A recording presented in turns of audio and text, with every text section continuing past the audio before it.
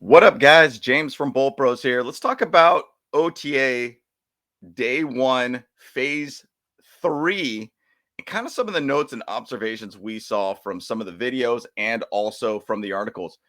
Big talk around town right now. No Rashawn Slater showing up. What does that mean? Let's just go ahead and get into it, guys, and talk about this. Bolt Bros, let's go. Bolt Bros! All right, guys. Once again, appreciate all the love and support. Please like this video, subscribe to this channel if you've not, and we appreciate all the love and support you give us every day with all of our videos. Also, in the comments below, what's your thoughts and observations that you've seen so far from OTAs day one of phase three and the conversation going on around Rashawn Slater not being there? Now, I've been thinking for a long period of time, and it didn't seem a lot of like articles or videos or photos or anything even showed Rashawn Slater even at any of the OTAs this offseason. Now, obviously, he's in his fifth year contract right now. He's going to get roughly about $19 million this season as a 1 year contract. But once again, the guy has shown out to be one of the best left tackles in the league. And him not being there could be a bigger sign of him. Hey, let's get a contract signed and done. I want to say at the end of the season, Rashawn Slater was getting interviewed in the locker room, and hopefully my memory serves me correct.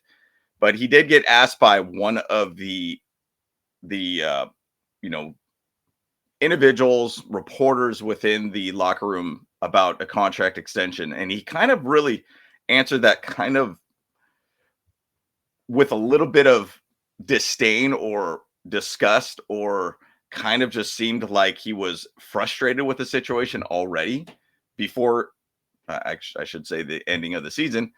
But it sounded like he was very bothered about not having a contract signed for an extension with the Chargers. So I'm wondering if this has been lingering around for a little while with Rashawn Slater and everything too. I did even do a little bit of a search back in in February 24th. There was an article that came out this year where Joe Ortiz said that there was already talks with Rashawn Slater on an extension. So now being the end of May, essentially at this point, and no contract extension established, it makes you think it's something's going on there. There's something not lining up with dollars and figures and everything there that's kind of holding back this contract extension. So something is holding back this extension from happening. So I do want to see Rashawn Slater here and as a Charger for a very long period of time. Now, just give you guys figures and everything that have been out there. I mean, I'll just give a comparison to the highest annual salary at the position right now. Trent Williams is about $27.5 million. You assume that Rashawn Slater will be roughly in that same general zone per year on annual average. So it's going to be a big contract, 120, 130, 140 million dollar type contract, probably high amount of guarantees. We do have plenty of salary cap to work with an extension, but it little ditty gritty type little details sometimes in the contracts get things kind of a little bit longer of a situation. But you hope to see Rashawn Slater, one of our leaders, one of our best players on the O-line at this moment, to be able to be there as soon as possible. Now, I'm not here to ruffle any feathers by any means, but once again, Rashawn Slater is an absolute stud. There is no doubt about that. But at the same side, you start thinking about the amount of money that you have to pay a guy like that, and it makes you think, would they think about trading him? Would they think about letting him walk? That's a crazy idea. Absolutely crazy idea. I know that. And I know that. And you could hit up the comments and let me know you're crazy, James, for even thinking that. But at the same side, it's a lot of money obligated to one player. Yes, tip of the spear is basically the O-line per Jim Harbaugh. But at the same side, it's a lot of money towards them. Would they consider even trying to get a boatload of players and trade off a player like that, or get a player from another team plus picks for a guy like Rashawn Slater? Now, Jolt was known as a left tackle. He's been playing right tackle and playing extremely well. But at the same side, then that leaves a gap at right tackle if they let go and trade off Rashawn Slater and everything too. So who knows where they want to go? Once again, kind of a crazy thought.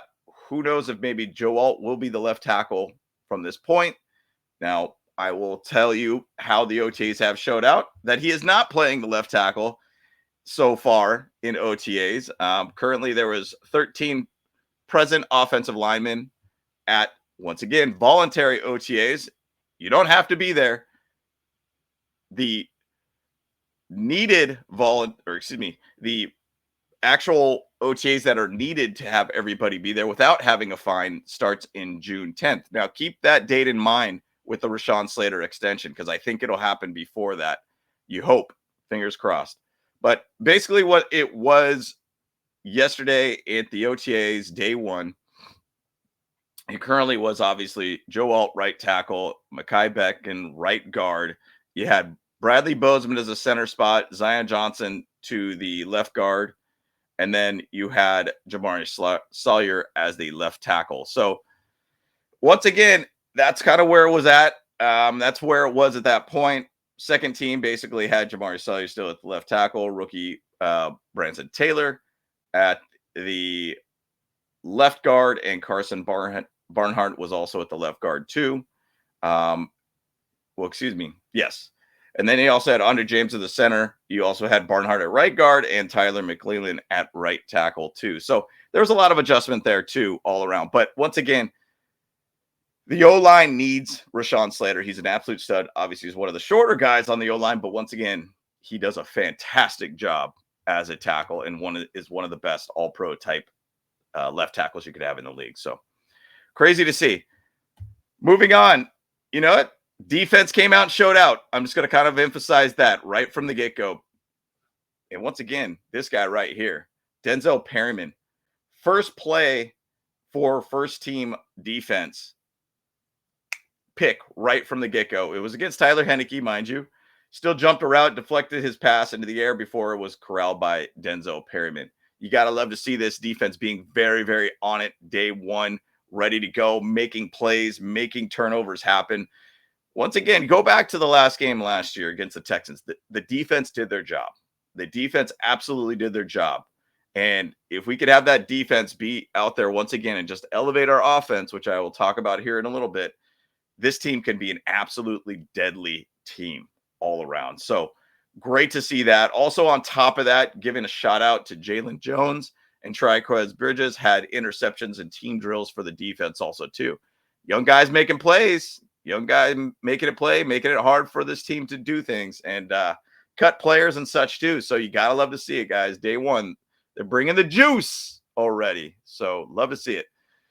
Now moving on to the offense. Big thing, Ladd McConkey is out there making things happen. Bucket hat, Ladd McConkey. Might be different this year. Might be a different guy year two for him. So maybe that bucket hat's the magic. Maybe a lot of Chargers fans need to rock some bucket hats from now on. Maybe that's the style these days. I don't know. But maybe it brings the magic to this team. So, and once the magic did happen, that Justin Herbert lofted a deep pass to McConkey down the left sideline for a 3rd and 5. Basically, McConkey kind of bobbled the pass to himself, and Tarheeb Still and Alohi Gilman were right there in coverage before securing the acrobatic catch. Now, the big thing about it is like, this is OTAs, no pads, no contact. You could still do, your standard, 7-on-7, 11-on-11 type drills and everything, but just no contacts allowed. You got to love to see that there are those players, Tarheeb Still, Alohi Gilman, are out there being very, very close to the ball and everything too, but they could have, with pads, maybe even knocked down that pass or whatnot too.